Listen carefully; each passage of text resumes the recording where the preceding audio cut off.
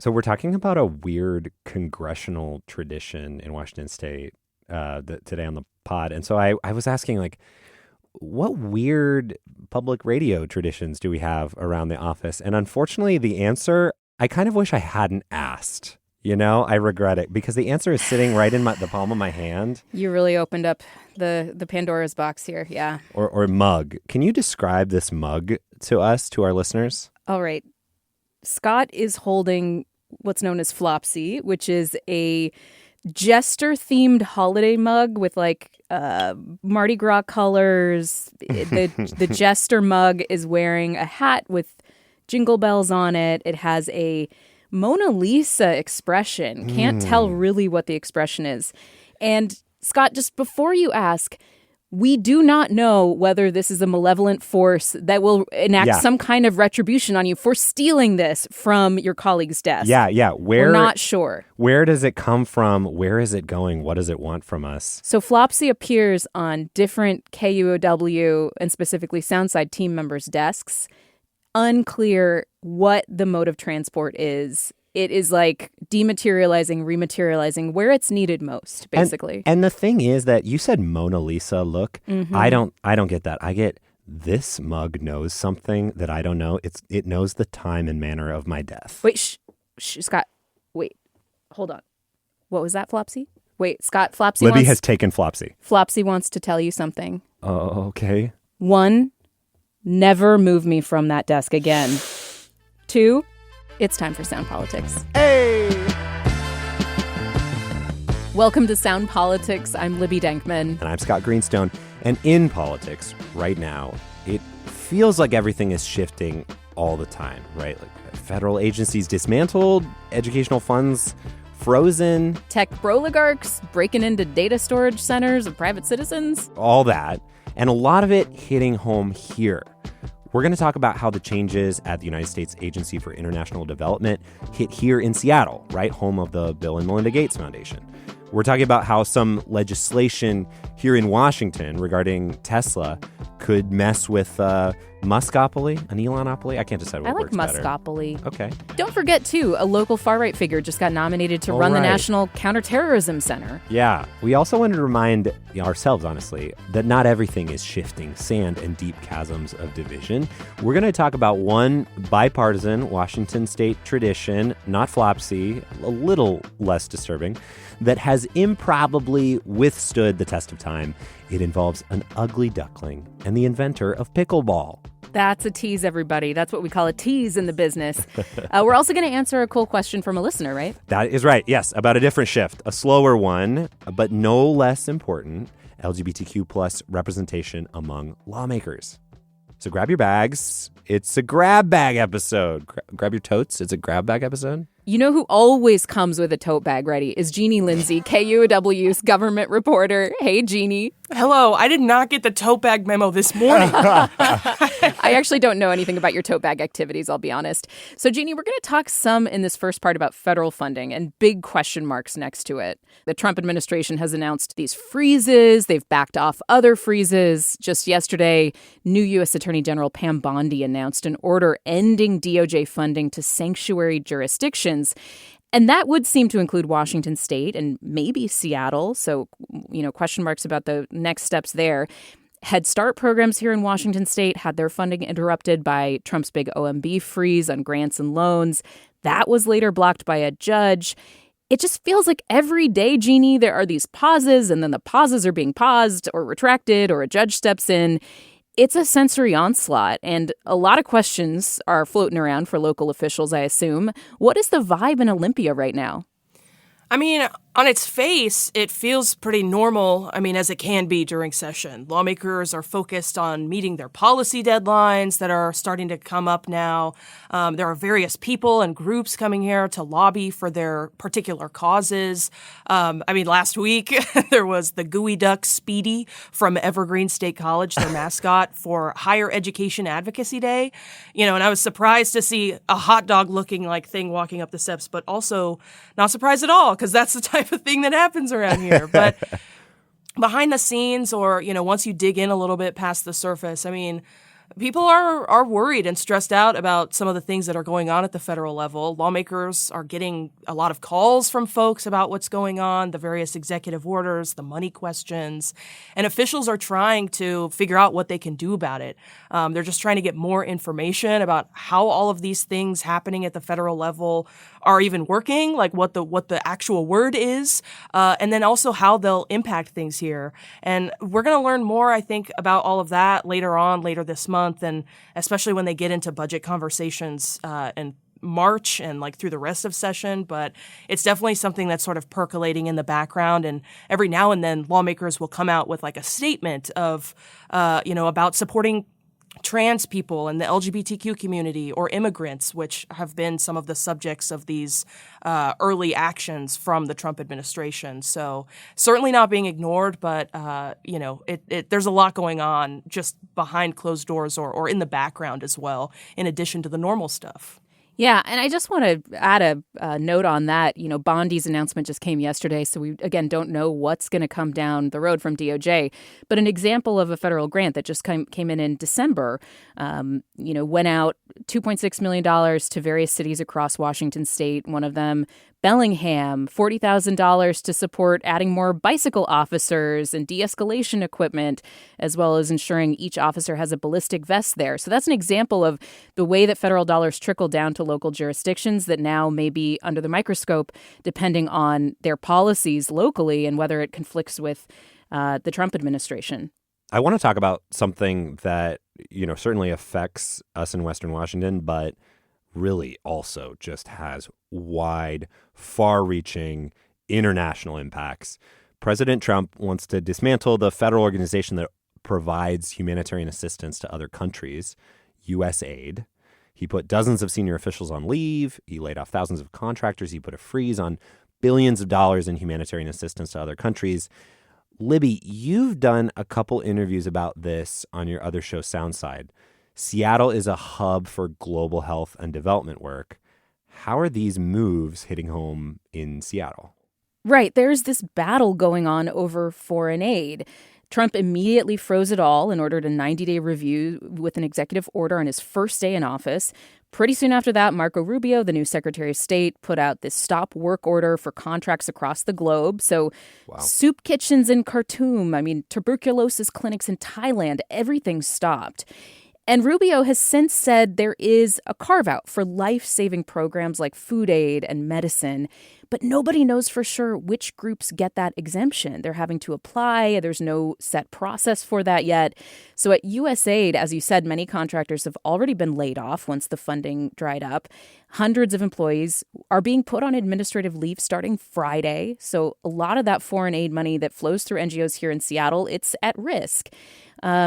And the freeze is also affecting State Department-funded aid programs. I talked to a group called Peace Trees Vietnam, which was founded on Bainbridge Island and still headquartered here in Seattle.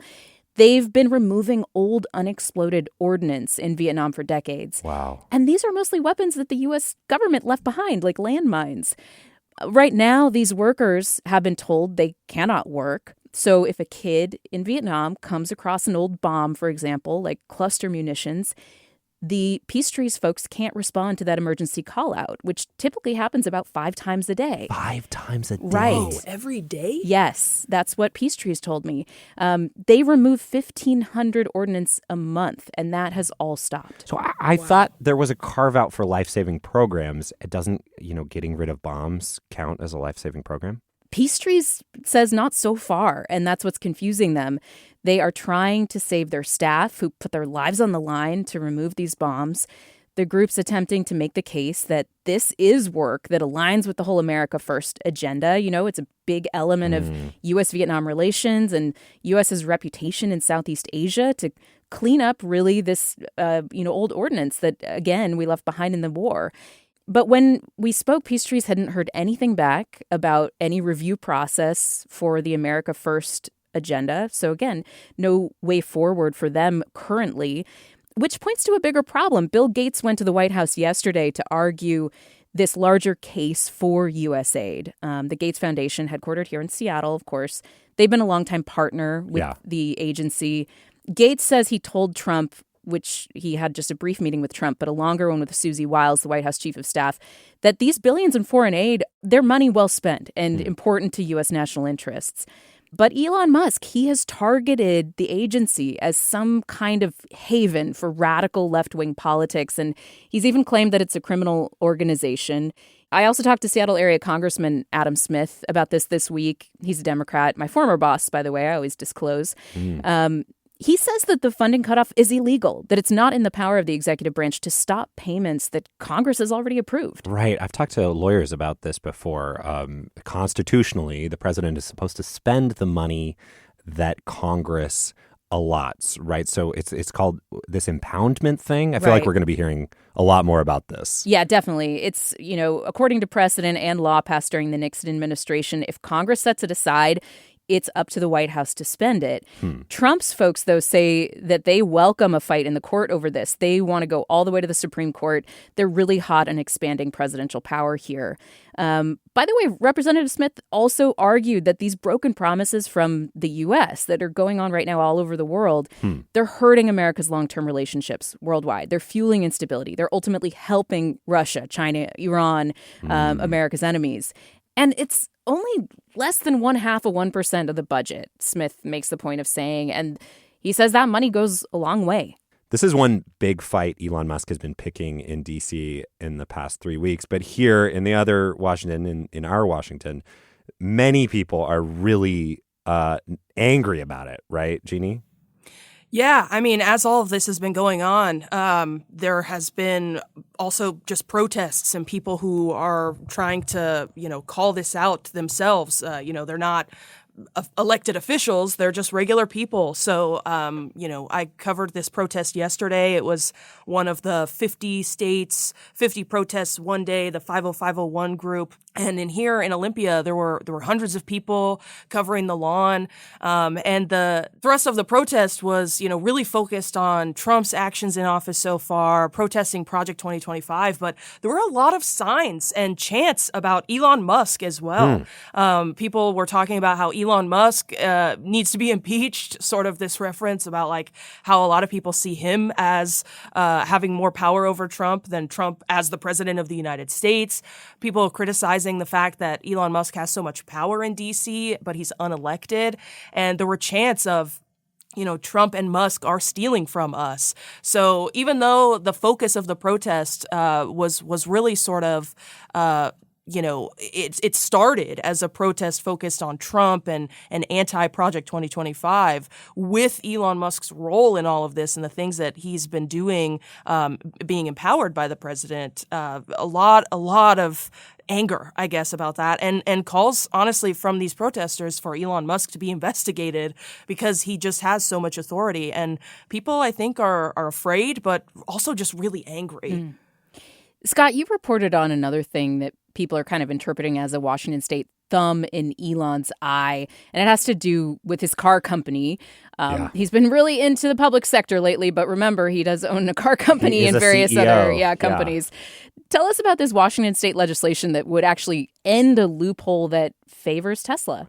Yeah, a little bit of auto trivia that I didn't know before reporting this. If you're an automaker in Washington and you want to sell your cars, you have to sell through an independently owned dealership, unless you sell it online, I think, or you're Elon Musk. A decade ago, Tesla, which again, he's the CEO of, secured an exemption to that rule. And that's why you see Tesla stores like the one in South Lake Union, where you can go in and test drive and buy Teslas. So it's not like fill in the blank name Ford or fill in the blank, Subaru dealership, Carter Subaru or whatever. Yeah, those are independently owned locally, yeah. It's just Tesla. The Tesla can sell directly to consumers. That's exactly, true. Other electric vehicle sellers like Rivian, or Rivian, I guess it's pronounced, like they have showrooms, but if you go and you book a test drive at one, they call it an educational drive, and they stress that the vehicle you're driving is not for sale. I actually booked one just to fact check myself. Did you actually drive a Rivian? I've never driven one. No. Should I? I canceled my booking. But the nice thing about buying at a dealership is they handle the title registration for you. But what car makers often don't like is they sometimes pile on the extras like extended warranties. All that to say, on the day of the inauguration, famously the day Elon Musk did what, to me, watching it live, looked pretty clearly like a Nazi salute several times in front of a crowd. Here, State Senator Rebecca Saldana dropped a bill to end the exemption that lets Tesla be the only one running their own stores in the state. But she's been working on this issue since before Musk became Trump's right hand. She says 10 years ago, Tesla might have been the only all-electric vehicle manufacturer when they secured this grandfather clause. Now it's just unfair to have this loophole just for them. We have more. We have Rivian, et cetera. She actually has an alternative bill also that would open up the exemption to other sellers like Rivian. She says that one could pass instead. They both got first hearings this week. And what does Tesla say about that? I'm assuming they're not super big fans of losing their special carve-out. Sure. Yeah, no, they didn't email me back, but they did post something on Substack telling users to contact their lawmakers. They also said something ominous about that first bill, the one that would end the exemption. They said it might cause problems with, quote, warranty and other service activities, which some people online, I think, have taken to mean you'd have to leave the state to service your Tesla. I have not found any evidence for that. Again, I'm not an auto reporter. Always have dreamed of being one, though, and living in Detroit. One other local thing that, potentially is going to have national or international repercussions. Trump has nominated local two-time failed congressional candidate and conservative firebrand Joe Kent to run the National Counterterrorism Center. We have talked about Joe on the pod before. Yes, we have. Yeah, Libby, remind us who he is. So he's a U.S. Army veteran, Green Beret, decorated combat veteran, Special Forces. He's also worked for the CIA. He was a national security advisor with the Trump administration. And he has this tragic backstory that Joe Kent discussed on the campaign trail a lot. His wife was in the Navy. She worked as a cryptologist attached to a special forces unit in Syria when she was killed by a suicide bomber in 2019. Leaving him, to raise their two little boys alone. He's also a firebrand and a very loyal surrogate, very loyal foot soldier for Donald Trump. Yeah. He once compared abortion to slavery. He was big on the Stop the Steal effort. Trump, won in 2020, that whole lie. As a congressional candidate, he ran to the right of then Congresswoman Jamie Herrera Butler, a Republican, in 2022. That was in the 3rd District in Southwest Washington. And he beat her in the primary, only to lose narrowly to Democrat Marie Gluesenkamp-Perez in the general election. And he said he hadn't lost. He ran again, and he lost again last year by an even wider margin. Yeah, a little bit more background on Kent. So in his first campaign, he drew criticism for his ties to far-right groups. A campaign consultant was a member of the Proud Boys. Kent's campaign said that was just a low-level person who put out yard signs. Kent also had close ties to a Christian nationalist figure who was known for organizing rallies in Portland that often turned violent. In the 2024 campaign, he really tried to moderate his positions, including on abortion, saying it's just a states' rights thing. But when I interviewed him before the primary, just days after Donald Trump was shot, he was already pushing conspiracy-minded ideas about the Secret Service somehow being suspicious in how they handled things at the Butler rally and, maybe complicit in the attack. Does he seem qualified for the job? Do you think he'll get confirmed by Congress? I think that the number one qualification in this administration is loyalty to Donald Trump. And, second is he looks good on TV. That chiseled jaw, Joe Kent has that in spades. Yeah. This job is responsible for America's strategy against terrorism. It maintains a national database of known and suspected terrorists. The agency partners with the CIA, FBI, the Defense Department on this. As recently as September, Joe Kent was downplaying the Proud Boys and the seriousness of that organization, which, just a reminder, their leaders were convicted of a violent attempt to overthrow the U.S. government on January 6th. Yeah. So at this rally, Kent said, quote, "So the left says Proud Boys are terror. I don't know. It's a group to scare left-wing people. It's like saying Antifa to a bunch of Republicans. It's a scare tactic." So that's his take on the Proud Boys, even after being criticized for ties with them. Other than that, this is a Senate-confirmed job. But if somebody like Tulsi Gabbard appears headed for confirmation at DNI, I would not be surprised if Joe Kent is directing the National Counterterrorism Center very soon. Yeah, wow. Okay, Do we feel caught up, everybody? No? Never. What even is that endless scroll? Yeah. Okay, that's fine. Let's take a breather. Let's all exhale. Yeah. And do a total 360 turn. I'm going to introduce you to a piece of art, or maybe a congressional curse, known as the chick. Bring it on. So Jeannie actually turned me on to this story. Thank you, Jeannie. As soon as I saw this, I knew it was a Scott Greenstone story. There was no way. Just had that certain ring, didn't it? Yeah, you're right. I my reputation precedes me. So what Jeannie sent me was some videos of a really weird little ceremony that took place last month after the inaugurations and swearing-ins in the bowels of the U.S. Capitol, D.C. So these were videos taken by some folks there. So just imagine, right? 9 of the 10 House representatives from Washington State are there, and they're standing around a painting of a baby chick. I've showed you both a picture, but let me describe it for our listeners. It looks newly hatched and not happy about it. There's a little shell that looks way too small to hold this just like larger than life, beige, fuzzy mass of this chick standing on an entirely matte black canvas, just like it's like glaring out at the viewer from some dark void. I thought it was a velvet painting, but it's not. It's got that vibe, though. Yeah. That's how I feel when I wake up, honestly, what you've just described. So from the void, emerging, glaring at the world. Okay, so every time a new member of Congress joins the Washington State delegation, they receive this painting. It's a tradition that people say has no comparison in the rest of the country. So 2 years ago, Representative Marie Gluesenkamp-Perez, who we mentioned earlier, she joined the delegation. She was gifted it. And if you remember the House back then, it was in the middle of like total chaos with the Republicans taking over 15 rounds of voting before, Kevin McCarthy became speaker. Here's what Marie said, handing it off this year. My freshman year, it was a wild one, right? And sometimes I would look at the chicken in the eye and I would look deep into its eyes and I would say, things can always be worse. And here today, getting rid of this thing, shirking it off of the albatross, things can get better too. They really can. Listen, I think it still looks like a chicken chick, not an albatross chick, but okay, whatever. I get the metaphor. I do have a lot of questions. I mean, why are members of Congress passing down an ugly chick, Scott? Like, how long have they been doing this? Yeah. How is this connected to Washington? I don't think of us as being some sort of like poultry heavy place. Yeah. But... So it goes back to 1972, according to the little piece of paper on the back of this painting. Seattle Republican Joel Pritchard was gifted the painting by a friend. You might know Pritchard as the inventor of pickleball. He came and spoke at my elementary school when I was a kid. Amazing. Back when Seattle had Republicans. He elected Republicans, I should say.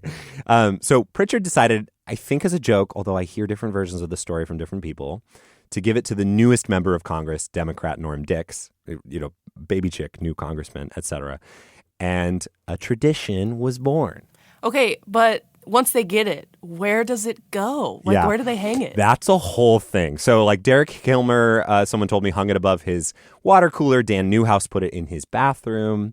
But Denny Heck turned it against the wall and put it in a closet. Boo. Oh, no. He's like, Scott, it's ugly. It's ugly. Okay, but there is a superstition that if you don't hang it in a place of honor, you will lose re-election if you're in a swing district. People point to Jay Inslee, who I forgot did lose re-election in his first congressional stint in the 90s. But I emailed him to see if he truly didn't put it in a place of honor. I'm very committed to fact-checking. And an aide told me Inslee has, quote, no recollection of this from his time in office. Yeah, right.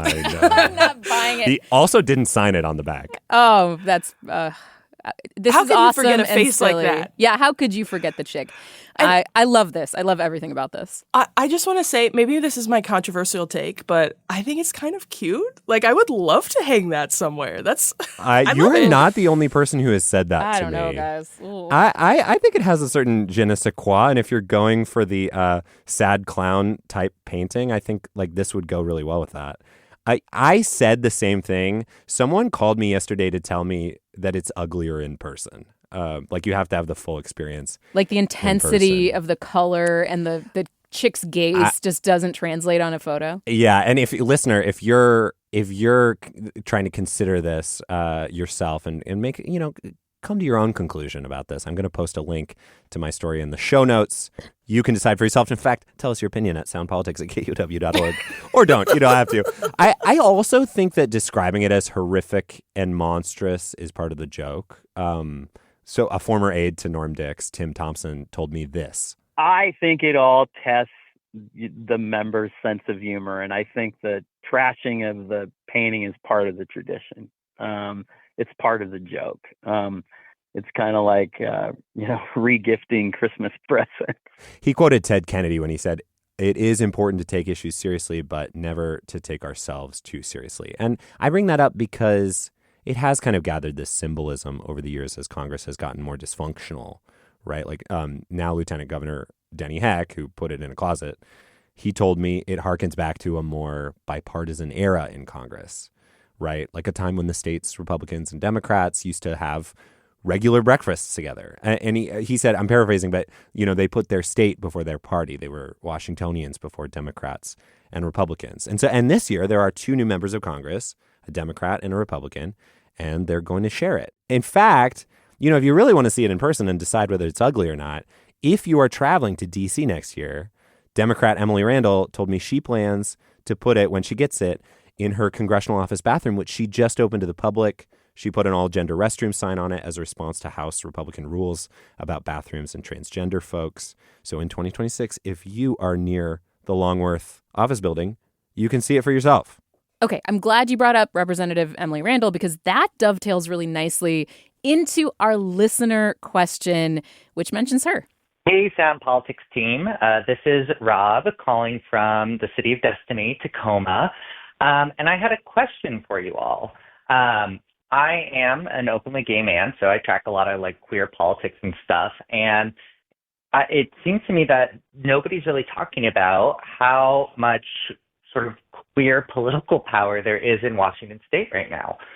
We have the Speaker of the House and the Majority Leader in the Senate, both openly gay. Dave Upthegrove was elected to Public Lands Commissioner. He's openly gay. I live in Tacoma, which has an openly gay city council member. We also just elected the first openly gay executive of Pierce County. And so it just seems like there's a lot of queer power building politically in Washington. And I'm just curious, is Washington the gayest state politically? And who else would compete with us? What a great question. What do you guys think?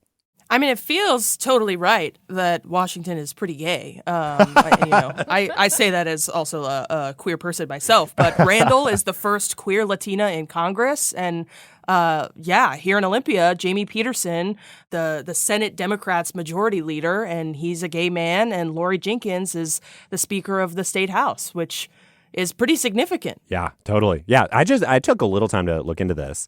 The LGBTQ Victory Fund tracks queer legislators on an online map, and it tracks all kinds of elected leaders, right? From Walla Walla Republican Representative Skylar Rude to Spokane County Water District Commissioner Nathan Jeffries, just a couple of the queer legislators on that map. It's nationwide, but I want to stress that it's not exhaustive, right? I think it's mostly self-reported by legislators themselves or people connected to them. So that can sometimes favor states that are more friendly, right, to LGBTQ plus people being out and proud.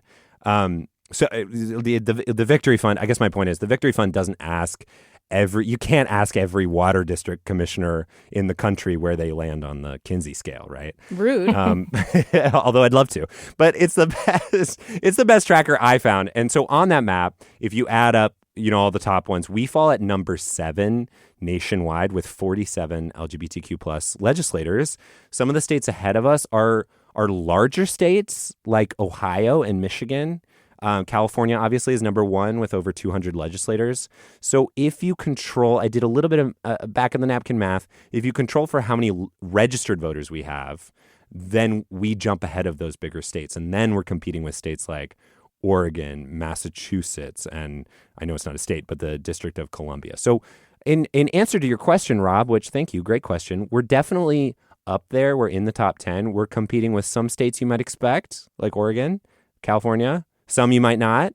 It just depends on how you measure. I feel like for our size of community, we also have like way more RuPaul's Drag Race winners. That's the real measure, I think, honestly, of how gay a state is. Rob, thank you so much for your question. Thank you, And Rob. If you listener, have a question like Rob about local politics, call us, leave a voicemail, 206-221-0511, or email us at soundpolitics@kuow.org.